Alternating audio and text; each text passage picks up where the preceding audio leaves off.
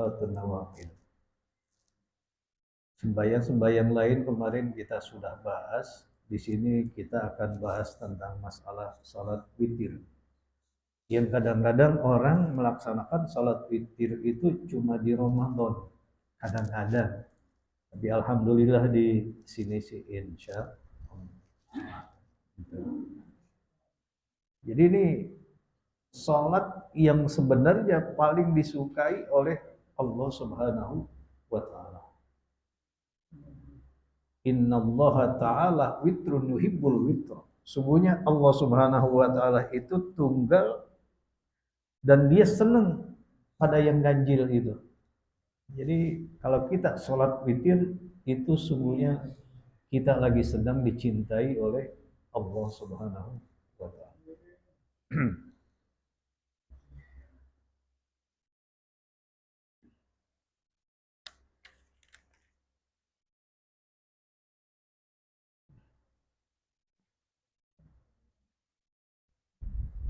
Al-witru haqqun ala kulli muslimin. Bahwa sembahyang sunat witir itu adalah haqqun ala kulli muslim. Ini hak atas setiap orang muslim. Jadi siapapun berhak untuk melaksanakan salat sunat witir. Usalli sunnatal witri rakaatan lillahi ta'ala. Misalnya kita mampunya cuma 1 rakaat, silahkan.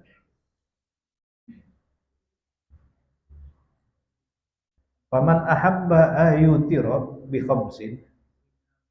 Barang siapa yang sukanya melaksanakan witir 5 rakaat, falyaf'al. Kata Nabi, lakukan, silahkan.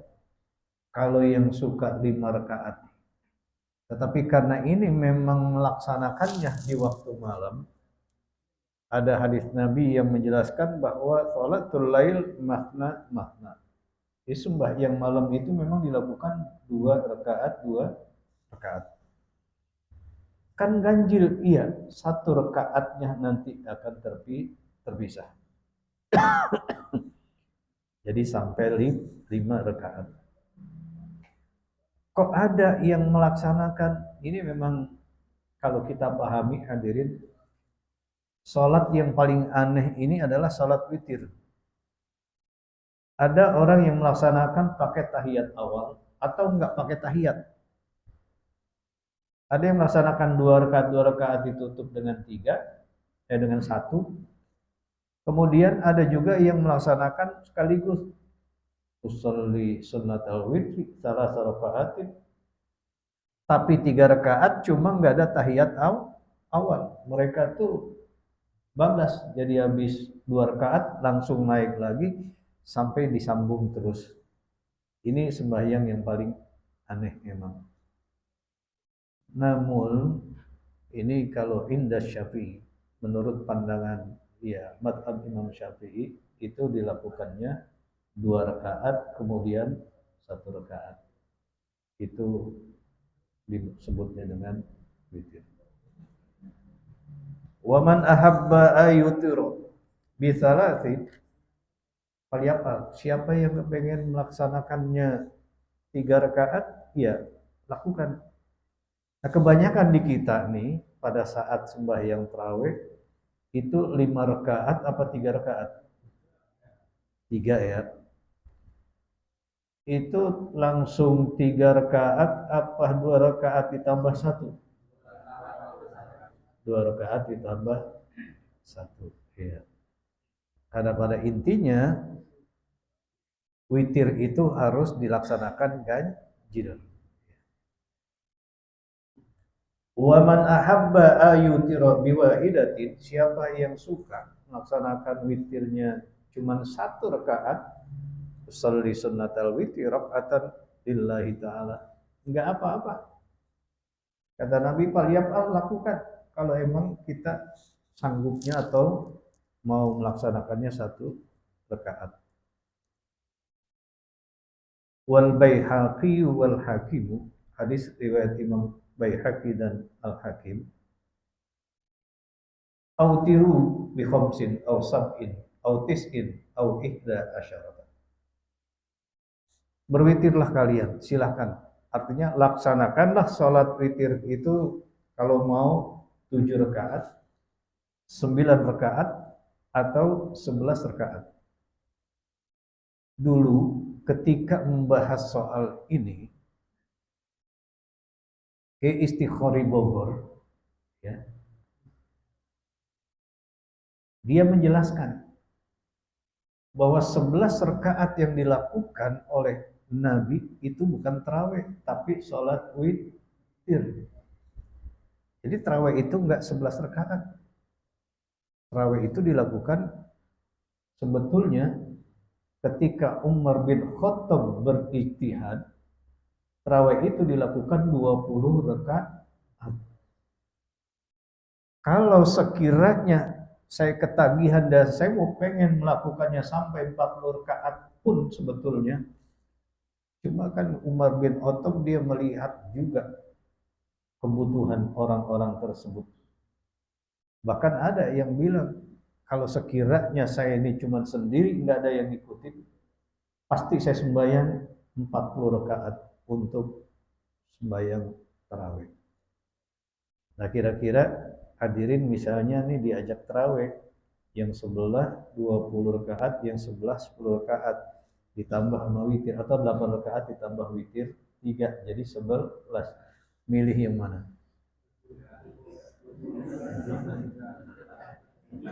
Kan ada tuh yang 20 ditambah 3, 23. Kemudian ada lagi yang sebelah melaksanakan 8 ditambah 3, kan jadi 11. Mana enakan?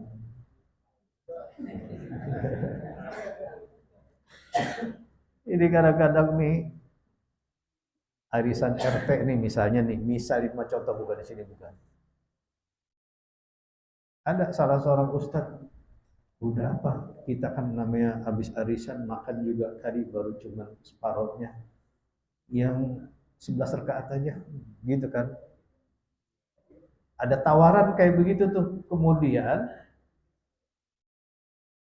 ada lagi orang yang sebelahnya emang masjid, ya masjid namanya masjid kita dah katakan gitu ya, orang NU melaksanakan 23. Kira-kira itu jamaah mau milih yang 11 apa yang 23?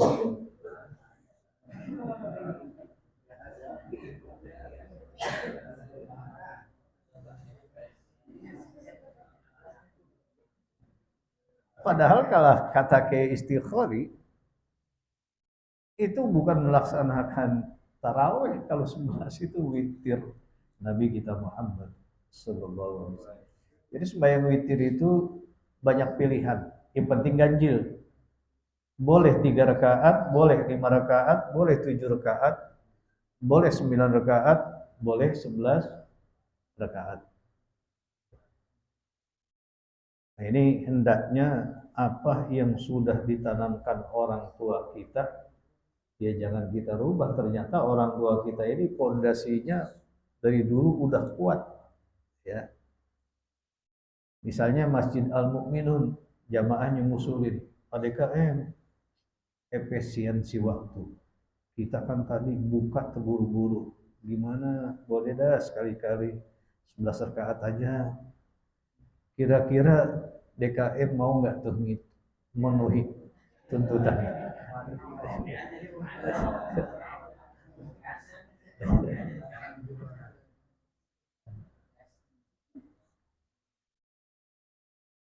Jadi itu hasil ijtihad. Ulama NU sepakat untuk melaksanakan perintah agama ini selain hadis Nabi kita Muhammad sallallahu alaihi wasallam, Al-Qur'an, kemudian hadis, ini ijtihad para sahabat itu pun diambil bukan hanya keputusan Nabi, tetapi ittifaq juga apa yang dilakukan oleh sahabat, kemudian Nabi mengiyakan, ya. Itu diambil sebagai istinbat hukum. Juga selain ijtihad dari sahabat itu sendiri. Nah, dulu kan ketika ada Rasulullah SAW, Al-Quran itu tidak dibukukan, ditulis di pelepah-pelepah korma, kemudian di tulang-tulang karena saat itu belum ada cetakan. Tetapi semuanya dihafal oleh para sahabat. Ketika Nabi dapat wahyu, ya Nabi rekamannya, Masya Allah, luar biasa. Cerdasnya nggak ada yang mengalahi cerdasnya Nabi. Seluruh dunia, Nabi nomor satu kecerdasan. Itu hadirin, belum ada pembukuan Al-Quran, dan Al-Quran itu masih di hati kaum muslimin. Karena semuanya mereka hafal. Dan kamus-kamus berjalan itu ada di dalam diri para sahabat.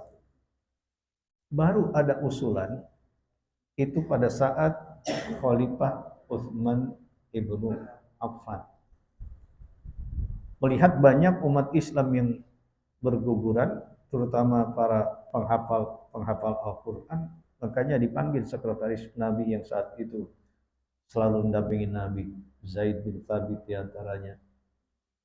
Kalau begitu dibukukan, khawatir nanti generasi berikutnya ketika dia mau baca Al-Quran, kemudian kita enggak semuanya bisa memberikan hafalan yang kita miliki, lalu bagaimana ke depan nasib ayat Allah ini atau firman Allah ini. Ini kan ijtihad yang di zaman Rasulullah belum ada pembukuan Al-Quran. Apa kita nggak mau anggap itu ijtihad para sahabat? Termasuk masalah sholat taraweh pun ini ijtihad Sayyidina Umar ibnul Khattab. Jadi kita ngambilnya tidak hanya Al-Quran dan hadis Rasul, tetapi ijtihad para sahabat juga kita ambil.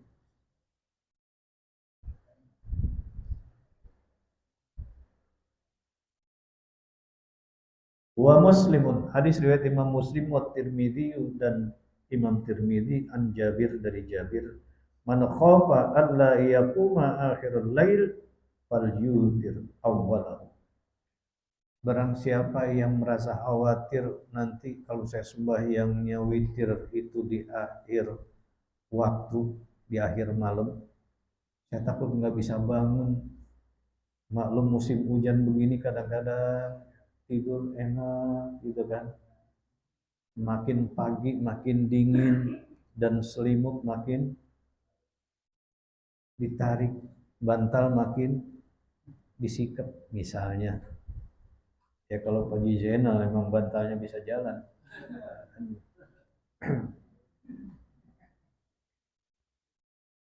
Nah ini terkadang hadirin, iya ya, begitu kita bangun ternyata udah suara adzan subuh. Nah, kita belum witir. Kalau kita khawatir nanti takut kagak bisa, ya boleh. Falyutir awwalan. Boleh kita melakukan sholat witir di awalnya. Gimana di awalnya? Begini, kita ini habis sembahyang Isya. Kemudian kita mengerjakan ba'diyah Isya. Habis ba'diyah Isya, kita susul dengan witir. Karena khawatir sangat ngantuk. Maklum kemarin habis jadi panitia pesta, misalnya ini mah. Itu kan kalau namanya ngantuk kan emang ditabung. Mau balas dendam dan nih, ini tidur harus cukup nih.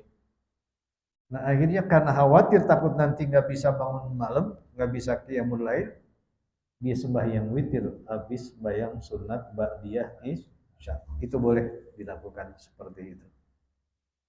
Mensiasati karena saking cintanya kepada sholat sunat witir. Wa man tawa'a ayyakuma akhirahu. Tapi barang siapa yang memang toma, ini maknanya serakah. Pengen banget. Artinya berkeinginan banget, biar bagaimana saya harus witir malam ini. Ya. apalagi malam Jumat nih. Ayyakuma akhirahu, dia pengen nanti di akhir aja dah, mendekati subuh dia mau pengen bangun. Fal yutir akhirul lail. Kalau begitu ya silakan nanti melaksanakan witirnya di akhir malam. Artinya sebelum masuk waktu subuh. Katakanlah misalnya, lah udah jam 3:30 ini. Saya belum sembahyang witir. Jangan lupa tahajud dulu, walaupun cuma 2 rakaat. Nanti sebagai penutup dari sholat tahajud tadi itu ditutup dengan witir. Karena pada umumnya witir ini adalah sholat penutup sholat sunat malam. Nah terus gimana kalau kita nih yang udah witir habis sembahyang tarawih? Kan biasa habis sembahyang tarawih itu udah witir tuh. Apakah nanti ketika kita qiyamul lail sebelum sahur kita witir lagi? Enggak usah. Udah witir di awal tadi, iya di akhir nggak usah ada witir. Kalaupun kita mau sholat hajat, kita mau sholat tahajud gitu. Karena makna witir itu ganjil. Nah kalau kita sholat lagi jadi ganjil nggak? Nggak jadi. 1 tambah 1 berapa? Jadi 2. Misalnya yang satu istri kita orang Betawi, yang satu orang Madura, berapa jadinya? Iya, misal ini mah contoh. Ya kan?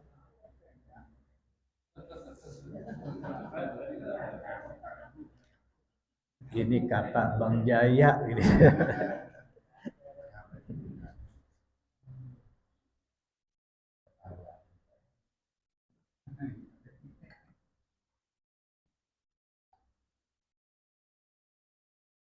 Ini mah guyonan yang tahu persis makan Pak RW.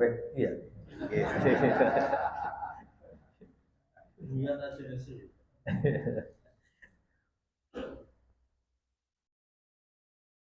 Jadi begitu mensiasatinya. Ketika witir sudah kita lakukan habis bayang taraweh, namun kita nih malam masih kepengen lagi sholat, mau sholat istikharah, mau sholat hajat, silahkan lakukan, tapi nggak usah pakai sholat witir.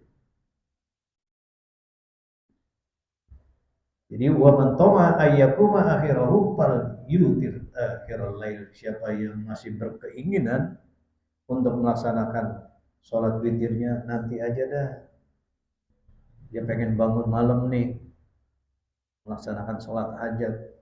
Nah itu hendaknya nanti kalau udah melaksanakan sholat sunnah tutup dengan sholat witir. Fa inna sholata akhiril lail masyhudah. Karena sembahyang sunat di akhir malam itu masyhudah, disaksikan oleh para malaikat. Bangganya kayak apa? Orang bakal dapat maqamah mahmudah itu kalau dia rajin qiyamul lail. Saya kalau melihat wajah bapak-bapak orang yang sering bangun malam ini. Iya.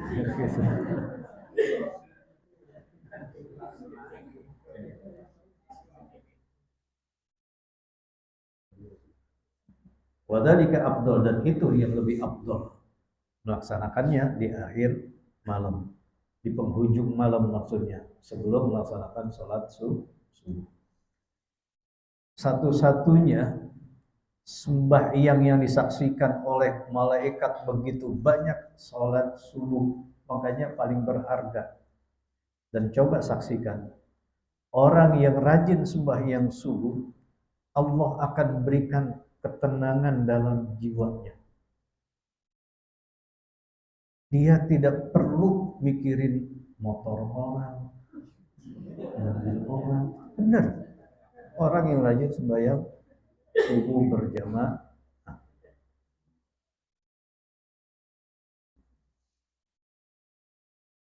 Wan Nasa'i wa Ibnu Majah. Hadis riwayat dari Imam An-Nasa'i dan Ibnu Majah. Su'ilat Aisyah radhiyallahu taala anha. Ditanya Siti Aisyah radhiyallahu taala anha, bi ayyi syai'in kana yutiru Rasulullah sallallahu alaihi wasallam. Kalau sembahyang witir, Siti Aisyah dia ditanya nih, itu Rasulullah SAW yang dia baca dia surahnya apa sih? Gitu maksudnya. Kita kan emang sembahyang sunat rata-rata langganan kuliah kulhu. Tapi ya ilok misal mau melaksanakan 5 rakaat semuanya kuliah kulhu. Lah, harus ada tambahan-tambahan surah lain yang harus kita hafal. Apalagi yang namanya seorang imam itu gacuan jangan cuma kuliah kulhu doang. Jadi surah-surah lain juga harus, karena jamaah banyak yang nebak paling kuliah kulhu nih. Benar.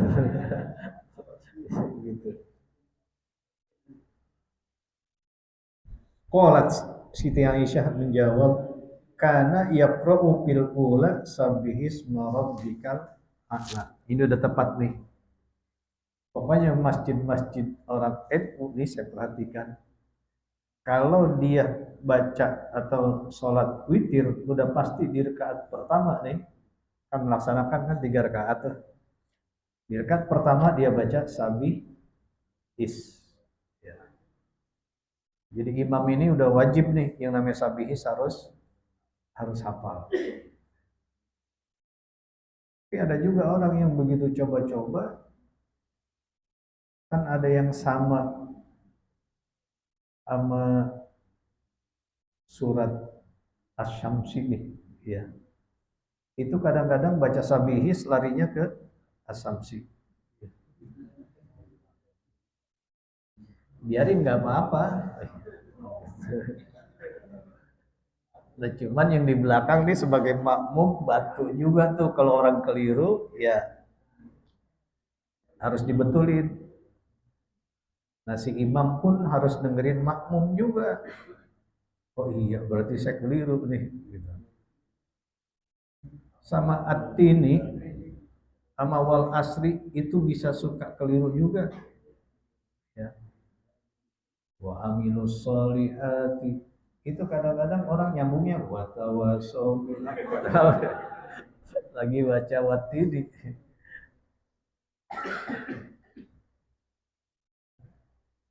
Wa bitsaniyah bikul ya ayyuhal kafirun. Kemudian rakaat kedua biasa tuh kul ya ayyuhal kafirun. Karena saat ini udah begitu kori begitu banyak ya kori yang penghafal Al-Qur'an. Mereka udah enggak perhatikan hadis ini lagi. Karena dia hafal Al-Qur'an, itu dia acak untuk sembahyang witir ini. Surahnya ya menurut dia enak aja dah tuh. Begitu rakaat pertama dia baca wasari'u ila mawiratin min rabbikum wa jannatin 'arduha as-samawati wal ardu uiddat lil muttaqin.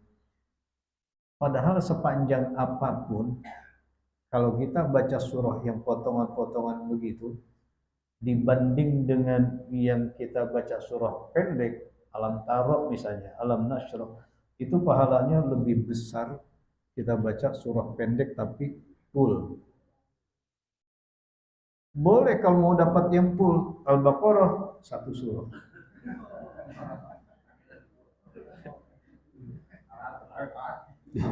Lagi ya.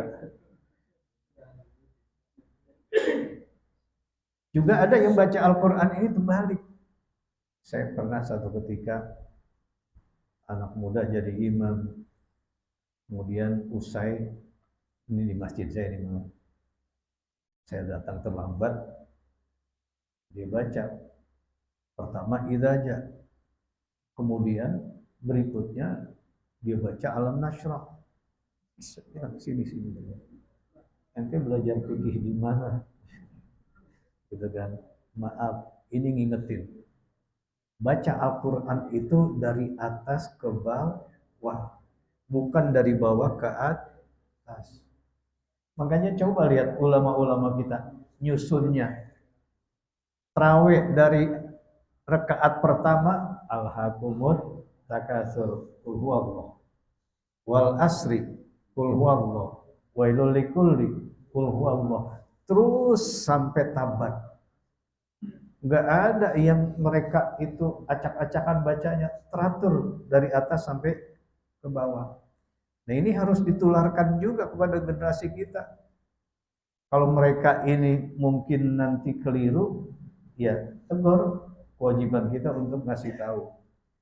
Aslus sunnahnya seperti itu. Kalau kita pengen dapat pahala.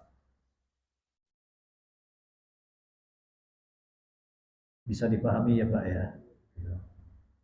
Ini saling mengingatkan karena hal-hal seperti ini kalau nggak disentuh, lama-lama kita biarkan, akhirnya mereka udah nggak punya patokan lagi apa yang sudah diajarkan oleh Nabi kita Muhammad Sallallahu Alaihi Wasallam.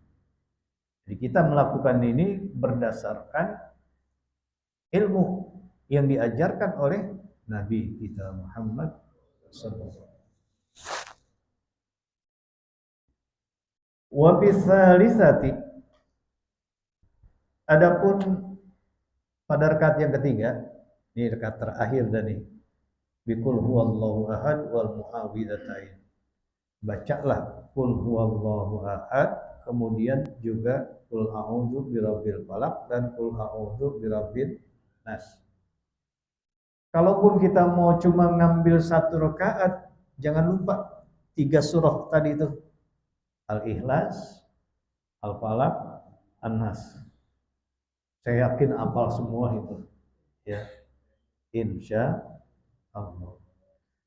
Nah itu ketika kita amalkan, kita nggak perlu ngamalin yang muluk-muluk dah. Itu aja jadi langganan kita. Besok itu investasi pahala besarnya luar biasa. Ini buat nemenin kita nanti di sana. Kan orang beramal, ada yang pakai duit, ada orang yang beramal pakai jasa, dan ada orang yang beramal itu pakai lisan atau raganya. Nah sekarang nggak pakai modal dia, tetapi cuma rajin untuk dia selalu taqarrub ilallah. Itu besok begitu ditumpahin pahalanya di depan dia, dibuka itu kotaknya di dalam kubur, dia bangganya kayak apa. Bahkan masih nyesel. Kalau saya tahu kayak begini, kenapa nggak lebih rajin lagi saya? Coba saya rajin sembahyang witir. Itu dari sholat itu saja hadirin begitu dijedogin, arti nggak dijedogin? Dibroin di depan dia tuh, nih, gitu kan? Pahala kamu nih dulu rajin. Padahal itu nggak pakai modal, yang penting emang kemauan kita dan ada waktu. Sekarang kita sembahyang 1 rakaat dibanding rokok 1 batang, mana lamaan? Lamaan merokok hadirin. Ini kalau nggak percaya, boleh dibuktikan ntar. Surupai membuktikan. Kita sembahyang, pengen tahu, lihat menitannya berapa nih. Mau sembahyang witir di 1 rakaat. Habis itu kan kongkok nih misalnya. Sundut satu rokok. Lihat juga tuh menitannya berapa. Bandingin tuh antara kita merokok dengan kita sholat. Merokok saat itu habis nggak? Saat itu rokoknya habis nggak? Habis. Jadi apa? Ya kan? Kita sembahyang, kemudian saat itu kan selesai tuh. Jadi apa? Jadi pahala. Kita ngerokok tadi dicatat nggak sebagai pahala? Walaupun kita baca bismillah, bismillahirrahmanirrahim. Bismillahirrahmanirrahim. Dibanding kita sholat witir tadi itu 1 rakaat, jauh lebih besar pahalanya kita sholat sunat witir. Padahal sholat sunat itu, ya. Ini bukan nyinggung yang ngerokok, silahkan Pak, mumpung masih sehat. Sebab kalau udah diimpus itu orang udah nggak bisa ngerokok. Bener. Mumpung masih sehat, ya monggo. Silakan. Wa yusannu ay yaqra'a fi kulli min awlail fitri al-ikhlas. Tapi ada juga sih yang disunahkannya membacanya tiap-tiap sembahyang witir ini ya diawali dengan surat Al-Ikhlas. Misalnya gini, kita mau pengen melaksanakan 5 rakaat nih, wah saya harus baca yang pertama kuliah, rakaat kedua kulhu, kemudian rakaat berikutnya saya baca idza, berikutnya kulhu. Boleh nggak apa-apa. Ntar rakaat terakhirnya kalau kita udah dapat 4 rakaat kan pengennya 5 tuh, 1 rakaat kulhu Allah, kemudian sama Al-Falaq dan An-Nas. Silahkan. Karena ternyata orang yang rajin membaca surat Al-Ikhlas itu nanti pada hari kiamat orang itu akan dinaungi oleh Allah Subhanahu wa taala. Terakhir wa Abu Daud wa Tirmidzi an Ubay ibn Ka'ab qala kana Rasulullah sallallahu alaihi wasallam idza sallama fil witri qala subhanal malikil quddus salah sama Allah. Begitu selesai kita sembahyang witir, assalamualaikum warahmatullahi, assalamualaikum warahmatullahi. Itu kan di mana-mana tempat juga udah biasa tuh. Subhanal malikil quddus, subhanal malikil quddus, subhanal malikil quddus, subhanadzil mulki wal malakut, subhanadzil izzati wal azamah wal qudrati wal haibah was sultani. Terus baru kemudian tahlil terus sampai kepada doa. Ini rapih, mudah diatur ulama-ulama kita, sehingga orang dulu meskipun kolaknya baru separuh dia makan, dia nggak tuh buru-buru pulang ingat kolak tuh. Masih sempet kongkok dulu. Ngomong-ngomong, kita lebaran hari apa sih? Gue mau pengen bawa kulit di tahun ini karena gue lihat di pasar Blok A tahun kemarin itu kulit pada kosong. Dan obrolan tuh ngobrol menjelang lebaran gitu kan ya. Itu enaknya orang tua kita dulu tuh begitu. Apalagi di masjid kita ada kompor, ada kopi. Ngapain kita tuh buru-buru pulang? Oh di rumah mah hadirin apa sih yang kita lakukan? Ternyata lebih nikmat kita kumpul sama teman-teman. Yang sakit bisa sehat, yang nggak dapat informasi dapat informasi. Jadi itu kadang juga hadirin bisa mendatangkan rezeki itu.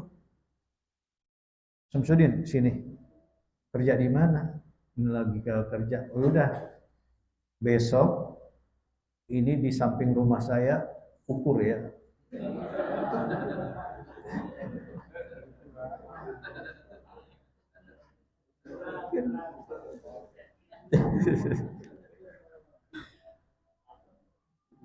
Alhamdulillah udah masuk waktu ya.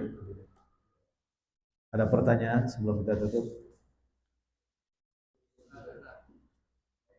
Iya kan. Mana lebih utamanya tuh sholat tahajud atau witir? Tahajud. Iya. Tahajud. Iya.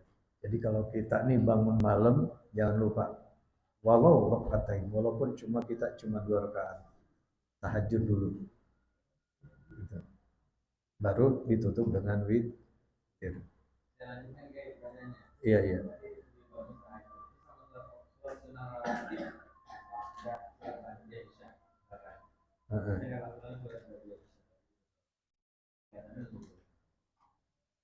Lebih bagus rawatib karena dia berfungsi untuk menambal sholat-sholat fardu baik qobliyah maupun ba'diyah. Kalau kita baca hadisnya, masya Allah, siapa orang yang melaksanakan 4 rakaat sebelum zuhur, 4 rakaat sesudah zuhur, maka haram dibakar api neraka. Ini kan luar biasa. Kemudian tidak ada sholat yang paling afdol sesudah sembahyang fardu kecuali tahajud. Itu tingkatannya gitu tuh. Jadi rawatib buat menambal ibarat pakaian yang bolong, bersupaya kita nggak bolong ditambal sama apa? Sama rawatib. Nah kemudian ibarat makan, kalau tahajud itu adalah pelengkap makanan pokoknya fardu yang wajib, kemudian lauk pauknya itu yang tahajud tadi. Bisa dipahami? Contoh paling gampang gini dah, ketika kita masuk ke rumah makan Padang, kita minta nasi doang, enak nggak kira-kira kita makan? Enak nggak enak ya? Cuman pengen nggak masih yang nambah lainnya? Di situ ada tunjang, pengen makan tunjang. Ada apa lagi? Akap, pengen makan. Nah disuruhnya kita ini lengkap. Jadi ketika makan aja kita lengkap, ibadah juga kalau bisa harus lengkap.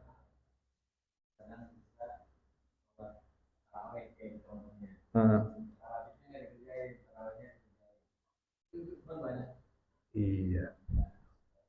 Ya ini di sini mungkin dulu ya nggak dijelasin kali ya karena dulu kan ngaji pada jarang tuh.